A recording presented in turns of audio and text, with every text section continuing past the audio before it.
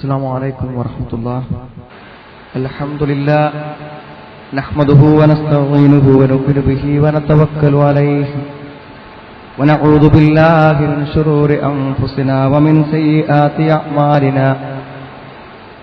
من يهده الله فلا مضل له ومن يضلل فلا هادي له.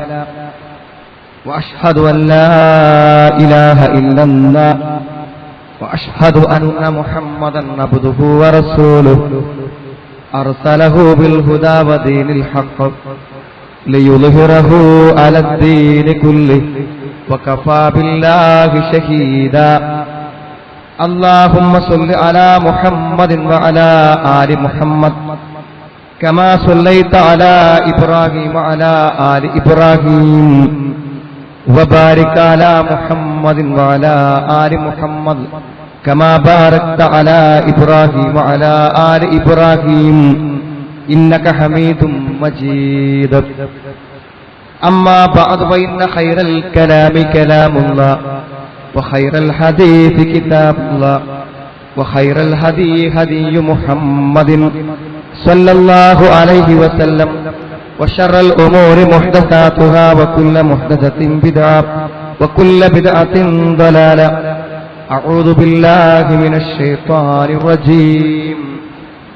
بسم الله الرحمن الرحيم. يا أيها الذين آمنوا اتقوا الله حق تقاته ولا تموتن إلا وأنتم مسلمون. يا أيها الناس اتقوا ربكم الذي خلقكم من نفس واحدة وخلق منها زوجها وبث منهما رجالا كثيرا ونساء واتقوا الله الذي تساءلون به والأرحام إن الله كان عليكم رقيبا. يا أيها الذين آمنوا اتقوا الله وقولوا قولا سديدا يصلح لكم أعمالكم ويغفر لكم ذنوبكم ومن يطع الله ورسوله فقد فاز فوزا عظيما. يا أيها الناس قد جاءكم برهان من ربكم وأنزلنا إليكم نورا مبينا. فأما الذين آمنوا بالله واعتصموا به فسيدخلهم في رحمة منه وفضل ويهديهم إليه صراطا مستقيما. സ്നേഹമുള്ള സത്യവിശ്വാസികളെ, സത്യവിശ്വാസിനികളെ, സഹോദരി സഹോദരന്മാരെ, സർവശക്തനായ സർവ്വലോക നിയന്താവായ അള്ളാഹുവിന്റെ കൽപ്പനകളും നിർദ്ദേശങ്ങളും ജീവിതത്തിൽ ഉൾക്കൊണ്ടുകൊണ്ട് ജീവിക്കണേ എന്ന് എന്നെയും നിങ്ങളെയും ഞാൻ ഓർമ്മപ്പെടുത്തുകയാണ്. സഹോദരങ്ങളെ, ഇമാം ബുഖാരി റിപ്പോർട്ട് ചെയ്യുന്ന ഒരു സംഭവത്തിൽ നമുക്ക് കാണാൻ പറ്റും. ഉസൈദ് ബിൻ ഹുലൈർ റളിയല്ലാഹു അൻഹു അദ്ദേഹം രാത്രി സമയത്ത് സൂറത്തുൽ ബഖറ പാരായണം ചെയ്തുകൊണ്ടിരിക്കുകയായിരുന്നു. അദ്ദേഹത്തിന്റെ കുതിര തന്റെ വീടിന്റെ പുറത്ത് ബന്ധിക്കപ്പെട്ട് കിടക്കുന്നുണ്ടായിരുന്നു. അദ്ദേഹം വിശുദ്ധ ഖുർആൻ പാരായണം ചെയ്തു തുടങ്ങിയപ്പോൾ ആ കുതിര അസാധാരണമായ രൂപത്തിൽ പ്രവർത്തിക്കുവാൻ, ചാടുവാനും ഇളകുവാനുമെല്ലാം തുടങ്ങി. അദ്ദേഹത്തിന്റെ ചെറിയൊരു കുട്ടിയും അദ്ദേഹത്തിന്റെ കൂടെ ഉണ്ടായിരുന്നു. ആ സന്ദർഭത്തിൽ അദ്ദേഹം വിശുദ്ധ ഖുർആന്റെ പാരായണം അവസാനിപ്പിക്കുമ്പോൾ ഫസക്കത്ത, അദ്ദേഹം ശാന്തമാകുന്ന സമയത്ത് ഫസക്കത്ത, ആ കുതിരയും ശാന്തമാകുന്നതായിട്ട് അദ്ദേഹം കണ്ടു. അങ്ങനെ അദ്ദേഹം മുറ്റത്തിറങ്ങി നോക്കുമ്പോൾ അദ്ദേഹം കണ്ടു മിഥിലുള്ള ആകാശത്തൊരു കുട പോലെ ഒരു കവചം.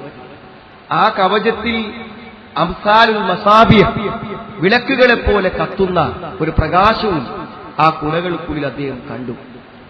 പിറ്റേ ദിവസം മഹാനായ റസൂൽ കരീം സല്ലല്ലാഹു അലൈഹി വസല്ലമയോട് തന്റെ അനുഭവം വിശദീകരിച്ചപ്പോൾ പ്രവാചകൻ പറഞ്ഞു, തിൽക്കൽ മലായിക, അത് മലക്കുകളാണ്. ധനത്തിൽ സൗത്തിക്ക, നിന്റെ ശബ്ദം ഖുർആനിന്റെ പാരായണം കേട്ടപ്പോൾ ആ മലക്കുകൾ നിന്റെ അടുക്കലേക്ക് വരികയായിരുന്നു.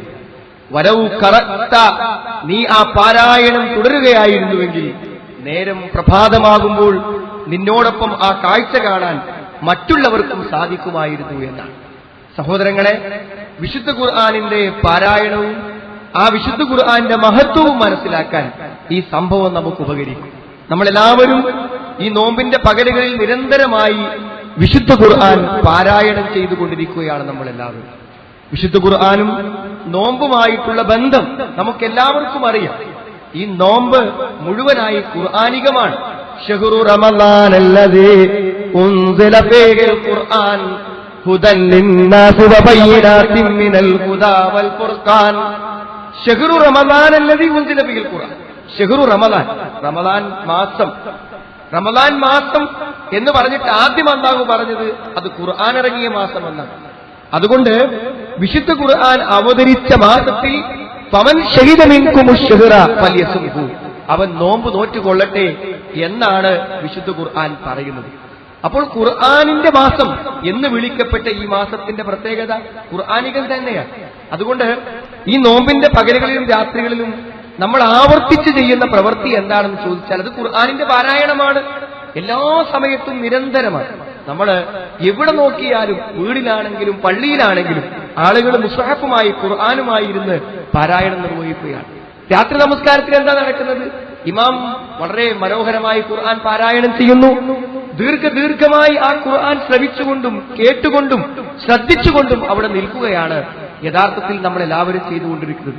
അപ്പൊ ആ ഖുർആനിന്റെ ആശയങ്ങളുടെ ജീവിതത്തിന്റെ പ്രയോഗമാണ് നോമ്പിന്റെ 30 ദിവസവും നടക്കുന്നത്.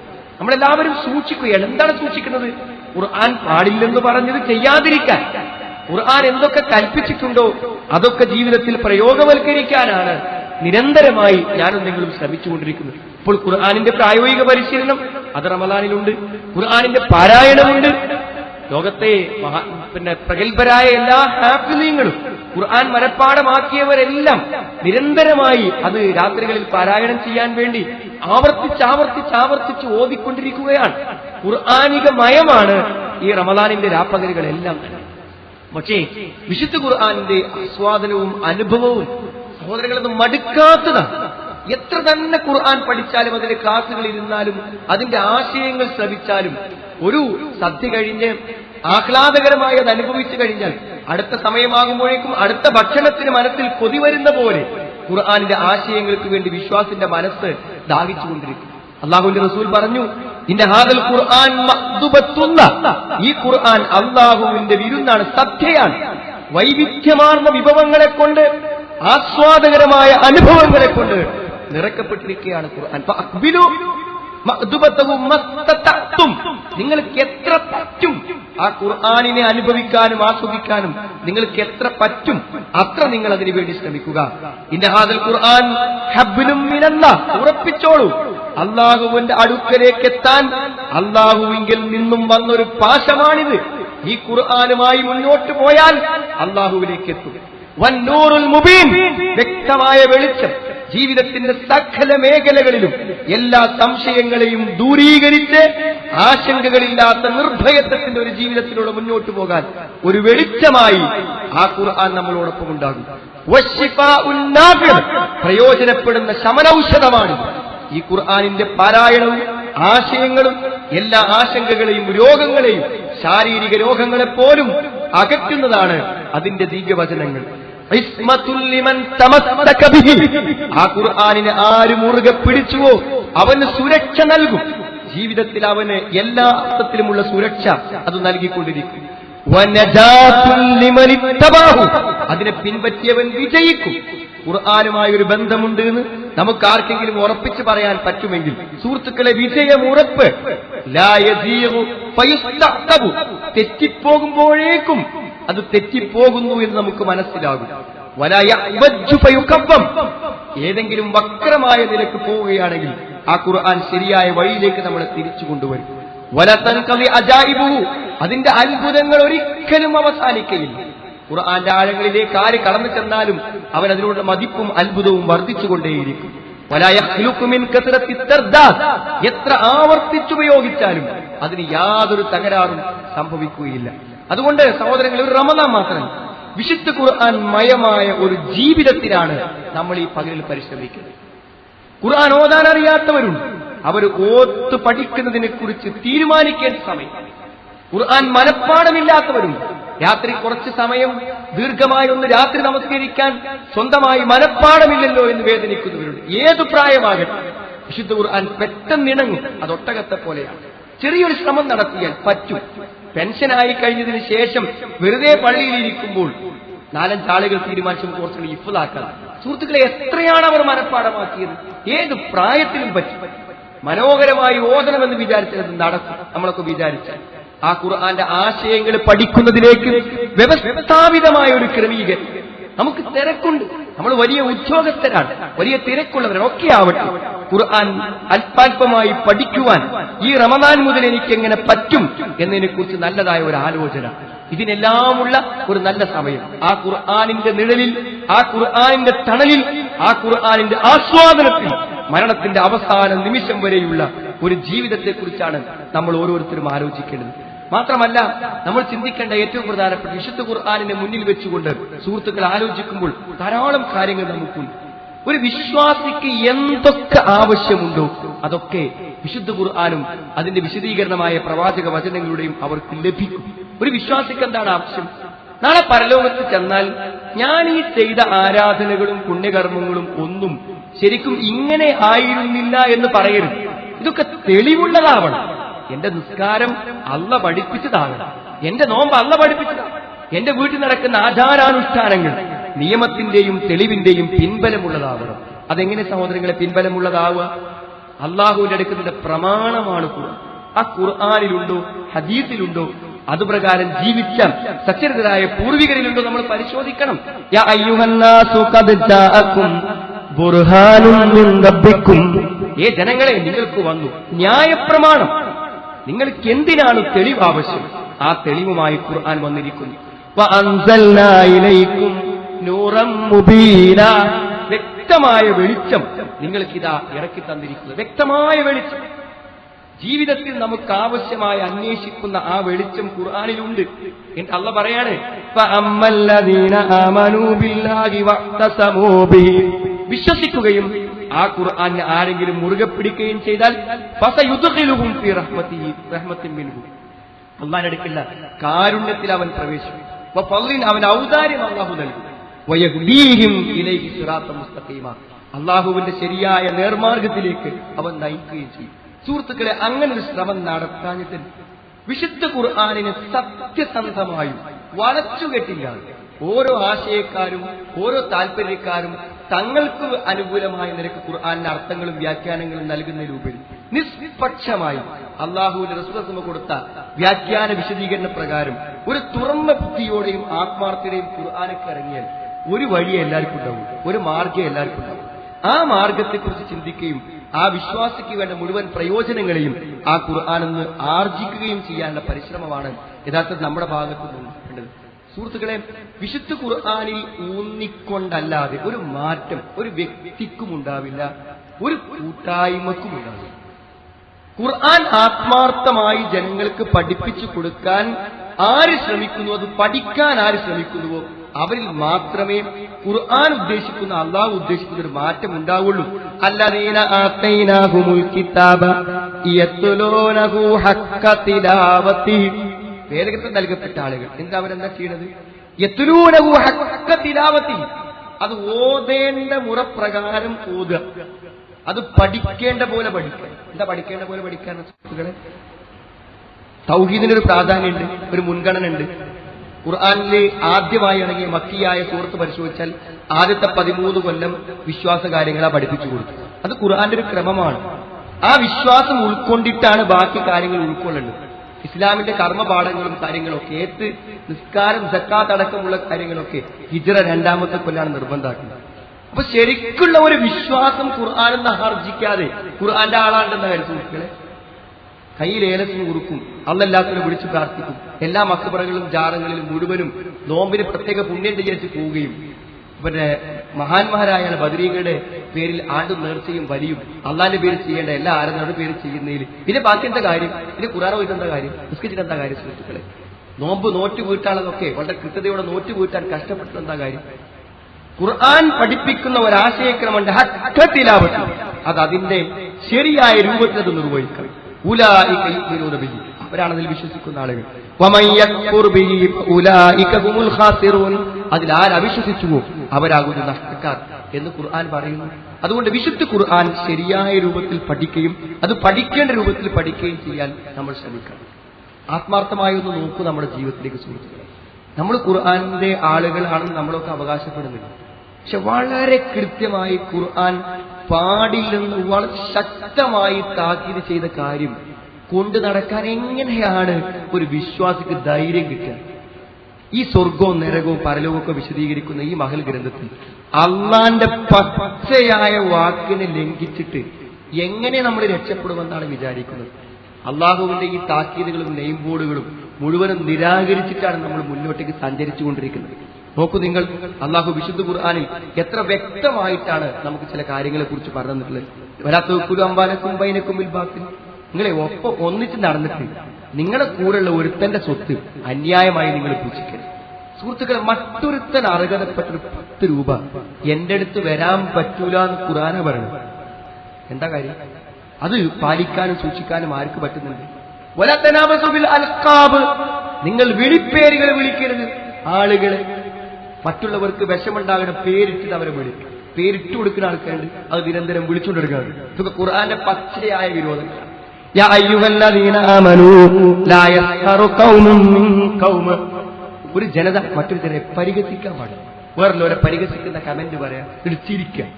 ഇതൊക്കെ വിശുദ്ധ ഖുർആൻ പച്ചയായി വിരോധിച്ച കാര്യങ്ങളാണ്. ഖുർആൻ എവിടെയാണ് നമ്മുടെ ജീവിതത്തിൽ പുലരുന്നതെന്ന് നമ്മൾ പരിശോധിക്കണം.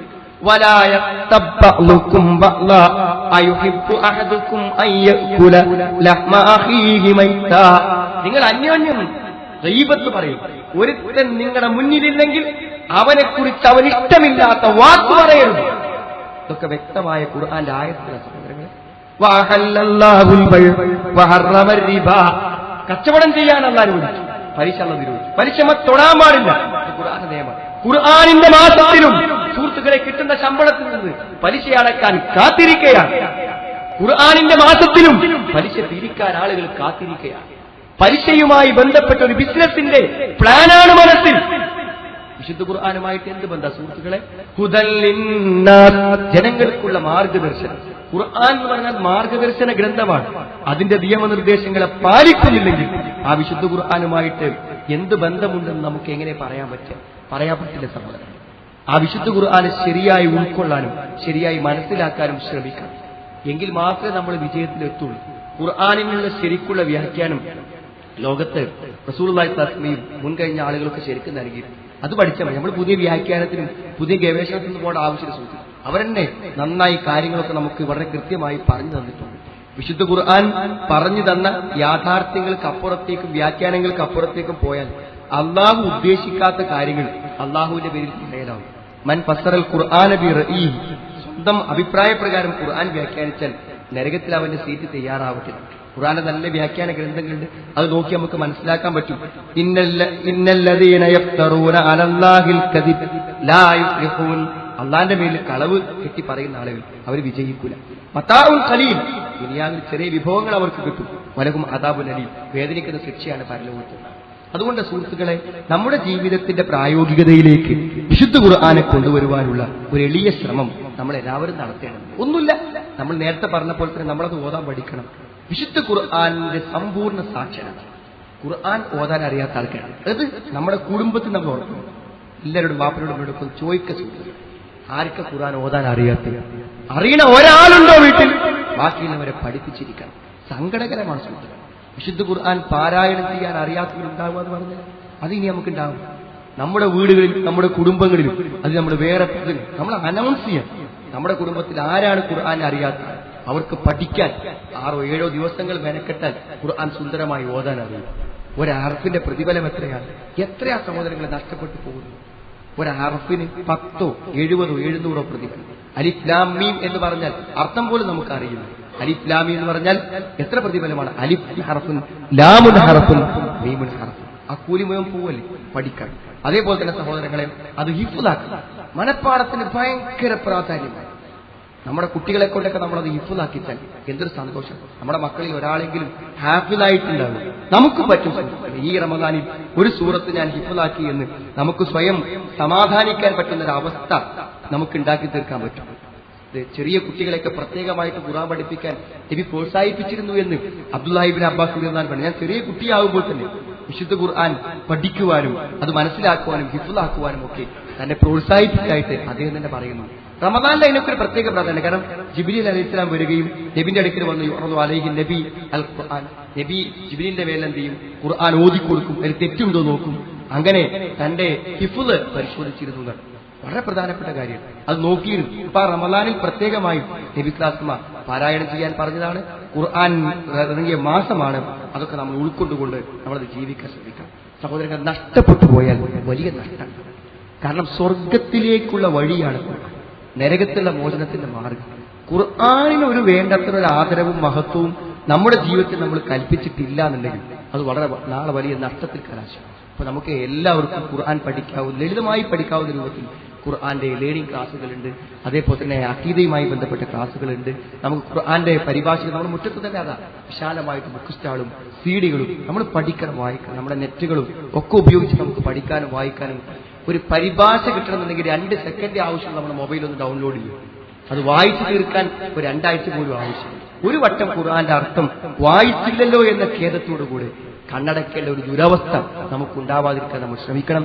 ഈ ഖുർആന്റെ മാസമെങ്കിലും കടന്നു പോകുന്നതിന് മുമ്പ് ഖുർആനോടൊരു പ്രതിബദ്ധത പുലർത്തി, ഖുർആന്റെ ആശയങ്ങളോട് ജീവിതത്തിൽ നീതി പുലർത്തി, ആ ഖുർആനെ ശരിക്കും ഉൾക്കൊണ്ട് അതിന്റെ ആസ്വാദനത്തിലാവട്ടെ ഭാവിയിലുള്ള നമ്മുടെ ജീവിതം.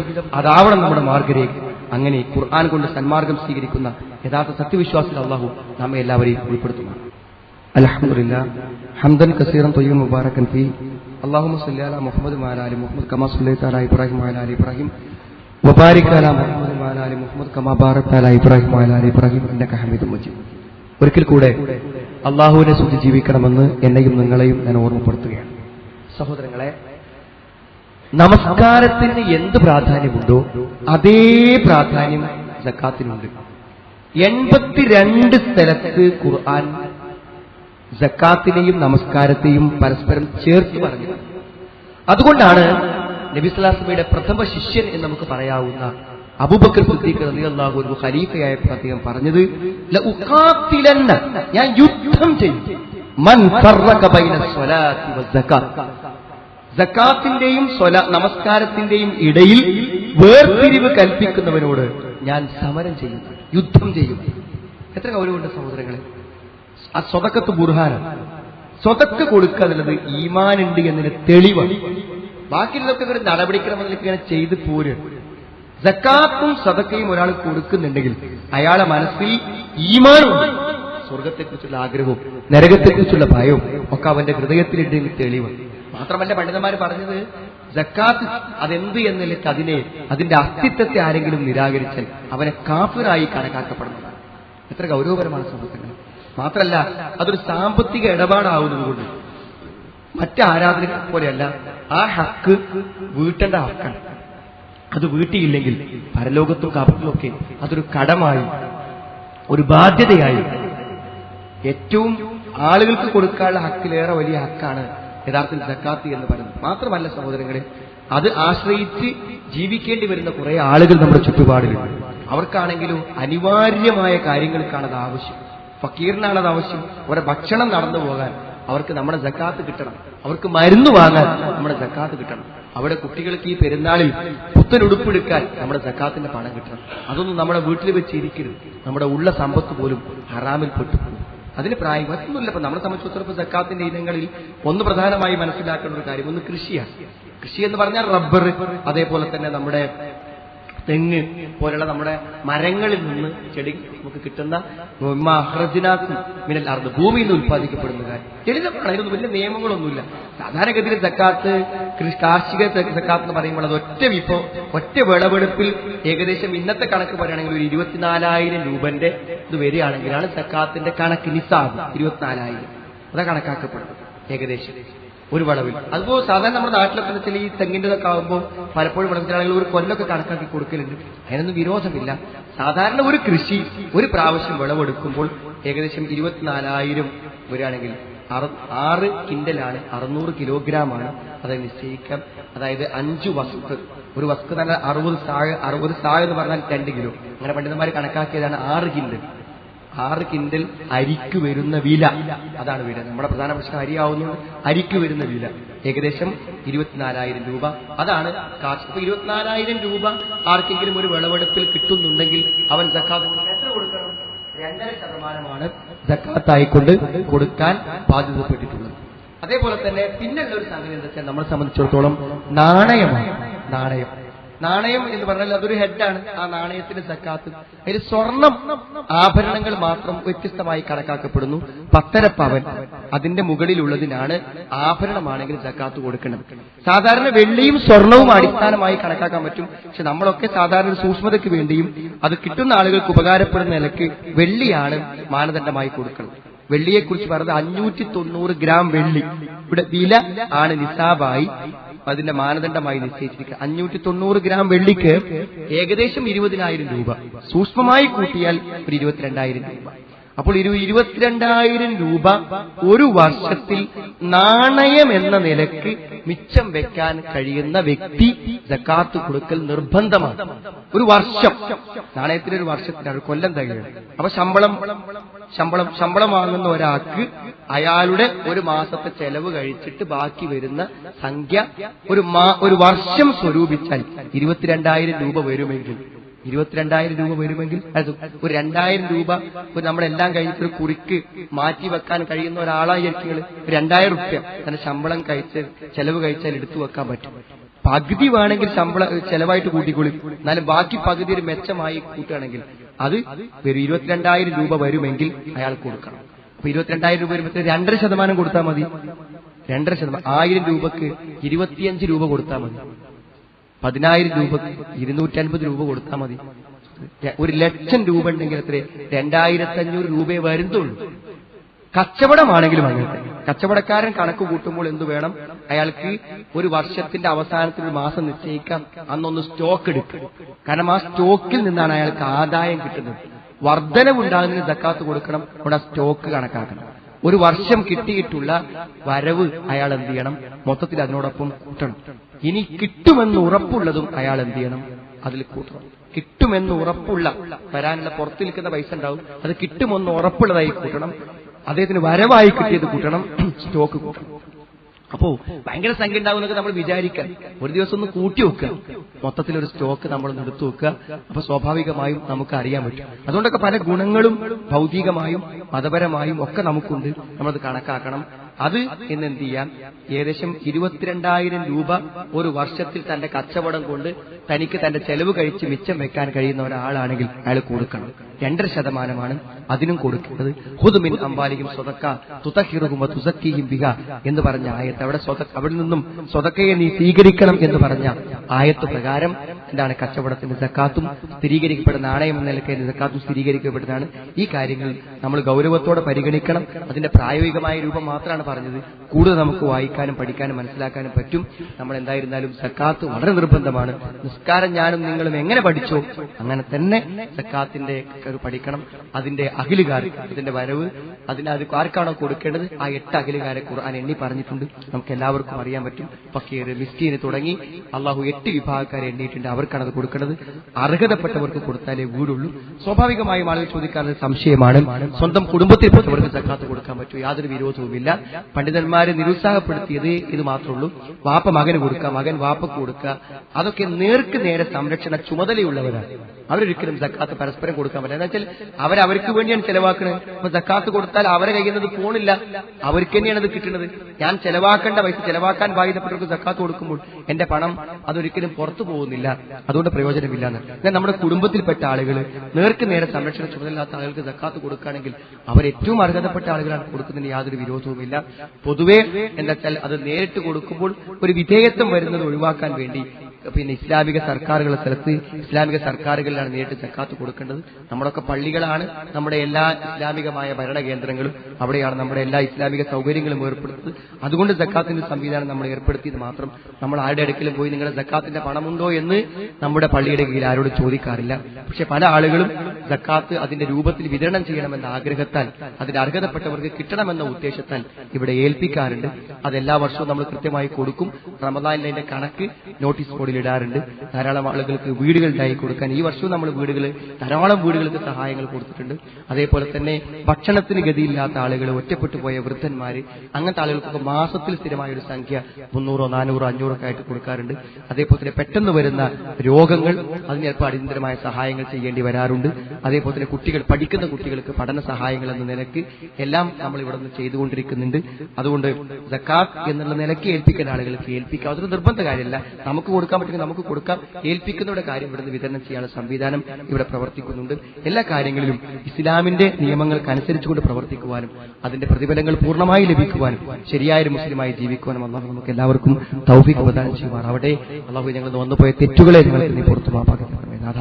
ഞങ്ങളുടെ പല സഹോദരങ്ങളും മാതാപിതാക്കളും മരണപ്പെട്ടു പോയിട്ടുണ്ട്. അവിടെയെല്ലാം ഖബറുകളെ നീ വിശാലമാക്കി കൊടുക്കണമേ നാഥ. അവർക്ക് പാപങ്ങളെ നീ പുറത്തു കൊടുക്കണമേ രക്ഷിതാവേ. ഈ നോമ്പിനെ പൂർണ്ണ പ്രതിഫലം ലഭിക്കുന്ന ആളുടെ കൂട്ടത്തിൽ ഞങ്ങൾ ഉൾപ്പെടുത്തണമേ നാഥ. നരകത്തും ആളുകളെ മോചിപ്പിക്കപ്പെടുന്ന ഈ പരിശുദ്ധ മാസത്തിൽ നരകമോചനം ലഭിക്കുന്ന സൗഭാഗ്യവാന്മാരെ ഞങ്ങളെ ഏവരെയും ഉൾപ്പെടുത്തണമേ രക്ഷിതാവേ. അല്ലാഹുമ്മ ഗ്ഫിർ മുഅ്മിനീന വൽ മുഅ്മിനാത്ത് റബ്ബന സ്രിഫ് അന്നാ അദാബ ജഹന്നം ഇന്ന അദാബഹാ കാന ഗറാമ ഇന്നഹാ സാഅത്ത് മുസ്തഖറ മുഖാമ റബ്ബന തഖബ്ബൽ മിന്നാ ഇന്നക അൻതസ് സമീഉൽ അലീം വതുബ് അലൈനാ ഇന്നക അൻതത് തവ്വാബുർ റഹീം റബ്ബന ആതിനാ ഫിദ് ദുനിയാ ഹസന വഫിൽ ആഖിറതി ഹസനത വഖിനാ അദാബന്നാർ വൽഹംദുലില്ലാഹി റബ്ബിൽ ആലമീൻ.